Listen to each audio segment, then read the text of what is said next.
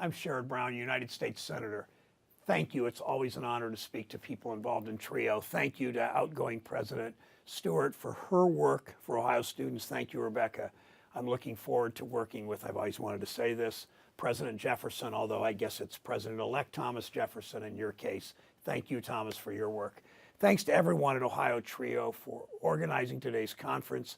I understand this is the 40th annual conference. Hard to believe you've been around that many years, but not hard to believe when you look at the achievements over those 4 decades. I recently hosted in Washington the 7th annual College Presidents Conference. We invite college presidents, about 50 of them, from 2-year, 4-year private and public schools across Ohio to come to Washington and interact and share stories and best practices and talk about how we expand educational opportunities in this country. These presidents attended and listened to a variety of speakers and panels, including a great American success story, Freeman Hrabowski, president of the University of Maryland, Baltimore County, who's made it his life's mission to expand opportunities for minority students and for low-income students to go to college and to graduate with STEM degrees.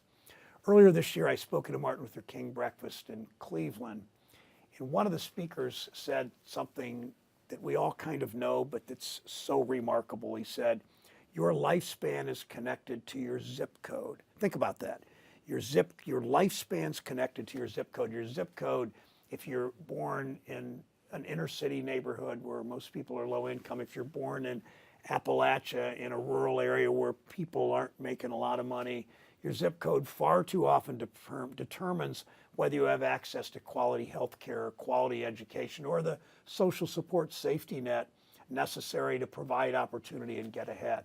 That's why the work that TRIO does is so important to bridge that gap, to make sure that all Ohioans, forget about what your zip code is, that all Ohioans have the opportunity to get higher education if they choose to. It's because of you students can start that life of opportunity.